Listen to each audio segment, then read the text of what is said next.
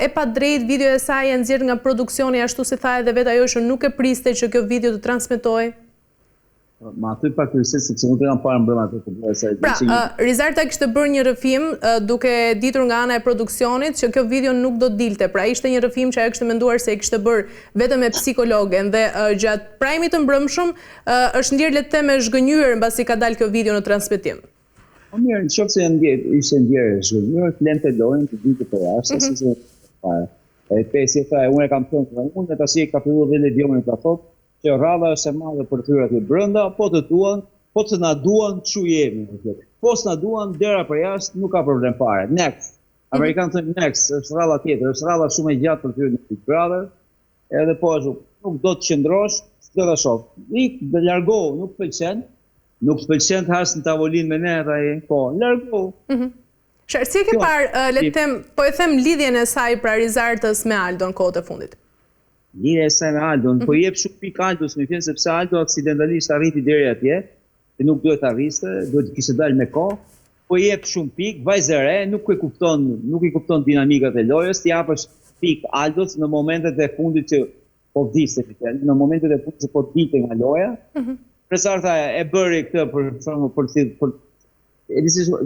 këto edhe i tregojnë gjërat, edhe duan të jenë protagonist, edhe i pëlqen fama, po dhe në fund fare pastaj preken, jo po nuk doli bukur. Edhe është tipin të presa, o të merr për keq, apo të merr për bukur.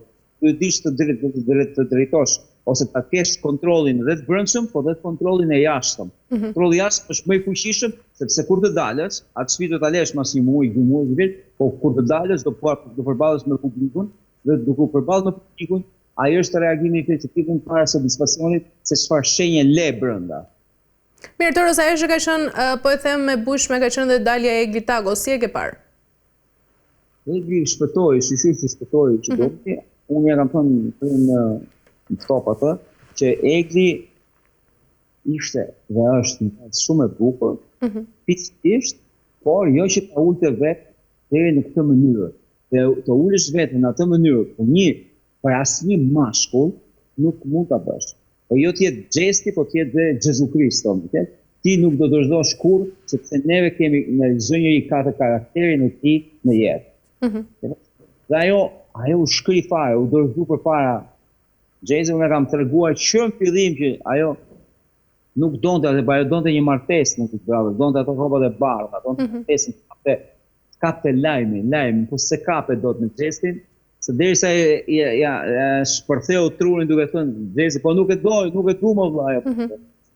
Sa këto janë çfarë ti them Eglit? Eglit ti themi nëse je rënd situata, shërim të shpejt, bëre mirë që dole dhe mos u fut më.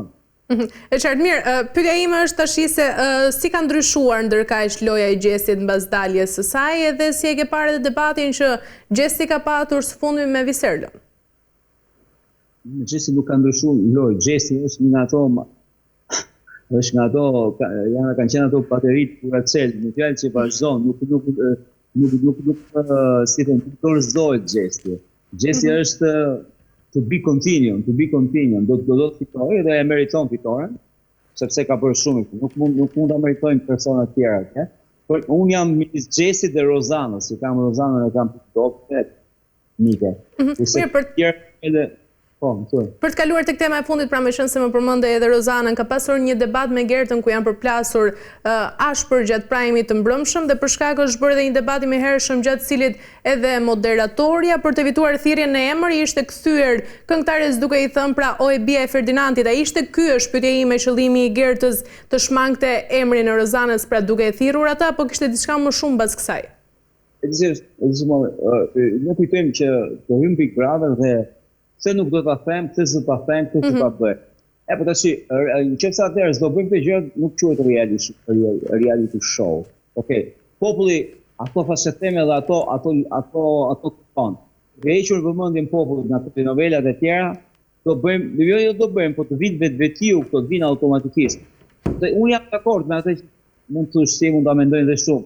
Të vdekurin me të vdekurin dhe të gjallën me të gjallët. Por të vjen automatikisht ato që dalin dhe nuk e kontrollon dot sepse presioni është i madh. Nuk është po kapesh, nuk po zihesh me një person, po zihesh me 5 veta atje.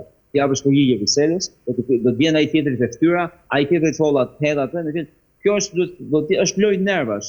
Lojë nervash. Gerta mund të themi që ka bërë gabim që ti përmendësh babain, por ajo është thjesht automatikisht, nuk është ai që i ka përmend për shkëqe. Pastaj është shumë e bukur thjesht bia e Ferdinand Doradit, apo jo. E qartë, mirë. A mund të konsiderohet, po them, sjellja e Gertës si një provokim i qëllimshëm? Gerta po bën provokime, ajo lojë, në atë lojë ka vetëm provokime, provokacja thonë ato, asgjë tjetër. Provokime dhe vetëm provokime që mund nuk ka, po s'pati provokime, se çfarë do të thosh, ti do jesh atje, do rrish një javë, po ti do të kërkosh të dalësh më bukur se tjetër. Me fjalë, do përmendesh ato idetë tuaja, çfarë eksperjencash ke ti në jetë, çfarë udhëtimesh ke bërë, dhe nëse ke dëshirë të lidhesh bukur, do të ti përcjellësh publikut, po duhet dish edhe t'ia përcjellësh publikut ato, sepse mund të dalësh keq. E qartë. Mirë, Toros, për ta mbyllur, më thuaj si e ke parë daljen e ëmbël. Dalja e ëmbël Kamberi, si them unë, Kamberi si se ka ose ëmbël Kamberi. Dalja thjesht nuk bëri ndonjë gjë. Kishte atë euforinë në fillim fare, më fjalë nuk la shenja ëmbël. Mund bënte më shumë, por nuk tha më shumë. U të moralizuar nga të tjerët, nuk çau. Nuk e çau dot icebergun që quhet gjesti ose të tjerë. Ose më njanuan. Qartë, mirë Toros, kemi arritur në fund, falenderoj shumë. Okej. Falenderit për gjitha informacionet, falenderoj. Ju falenderoj dhe ju të nderuar televizionistë për vëmendjen, bashkëjemi sërish nesër. Toros, falenderit.